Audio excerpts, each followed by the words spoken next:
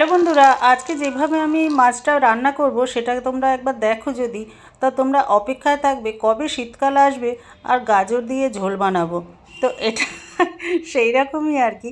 দেখো, আজকে এই বাটা মাছগুলো দিয়ে ঝোল করব। আর এগুলো কাটা বাছা কিছু তোমাদের দেখাতে পারলাম না, কেন হারান্দা যখন মাছ দিতে আসে তখন কিন্তু একবারে কেটে গুছিয়েই দিয়ে যায়।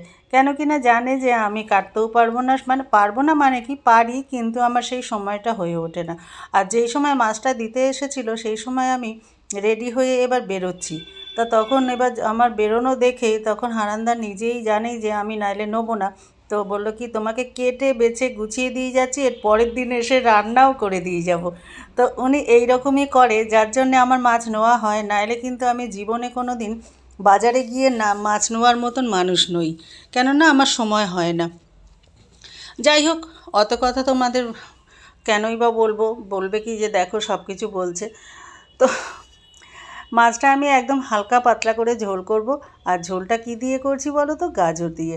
আর এই সময় গাজরটা কিন্তু খুব ভালো আর খুব সস্তায় পাওয়া যায়। আর নাহলে গরমকালে দেখবে গাজরগুলো একদম মানে শুটকিয়ে কঙ্কালের মতন হয়ে যায় যেন। অনেক জরুরি থাকে অনেক সময় ফ্রাইড রাইস বা কিছু বানানোর সময় যদি গাজর খোঁজো, কোথাওই পাওয়া যায় না, যদিও দু এক জায়গায় পাওয়া যায়, দেখবে একদম যেন নরকঙ্কাল টাইপের হয়ে যায়। তো যাই হোক, এখন আমি গাজর দিয়ে ঝোল বানাবো। আর মাছটা রান্না প্রথমে দেখো ভালো করে ভেজে নিয়েছি।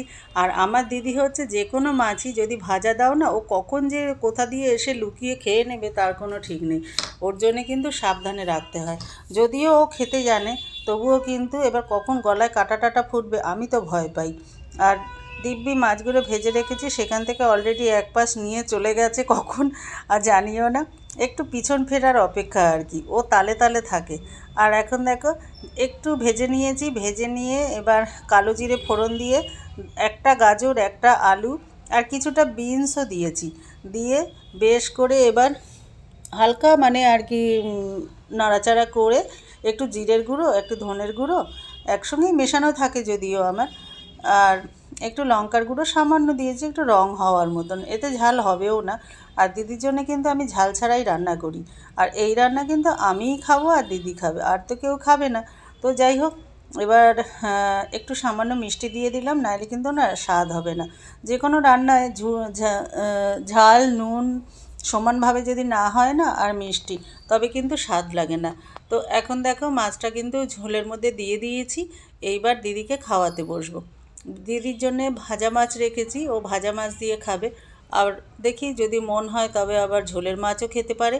তো বন্ধুরা, এই আমার দিদির খাওয়ার নকশা দেখো। মাছ খেতে এত ভালোবাসে, এত ভালোবাসে, তোমরা ধারণা করতে পারবে না। আর অনেক বাচ্চারা আছে, 10-12 বছরের বাচ্চারাও আছে, কেন এমনও আছে বাপের আদুরে মেয়েরা, তারা আজন্মে 25 বছর 30 বছর হয়ে গেল মাছ ছাড়িয়ে খেতে জানে না। তো বন্ধুরা, এখন আর ফালতু সময় নষ্ট করব না কথা বাড়িয়ে। ভিডিওটা অনেকটাই ছোট করছি, কেননা আমার একদম ভিডিও দেওয়া হয় না এই দিদির জন্যে। একটা বাচ্চা করে তারপরে একটা দোকান, একটা ঘর, সমস্ত কিছু করে সামলিয়ে না সময় উঠে পাই না। আর যেটুকুনি সময় পাই তার মধ্যেই চেষ্টা করি, আর এই জন্যে ছোটো ছোটো ভিডিও মাঝে মাঝে দিতে পারি। এছাড়া নাহলে বড় ভিডিও আমি সেরকম দিতে পারছি না এখন। আর আমার সব কিছু ডাউন হয়ে যাচ্ছে। তো চলো বন্ধুরা, এখনকার মতন ভিডিও শেষ করব। আবার দেখা হবে অন্য কোনো ভিডিওতে। সবাই কিন্তু আমাদের পাশে এইভাবেই থাকো। লাইক শেয়ার সাবস্ক্রাইব এগুলো অবশ্যই করে দেবে আশা করি। টাটা, আবার দেখা হবে অন্য কোনো ভিডিওতে।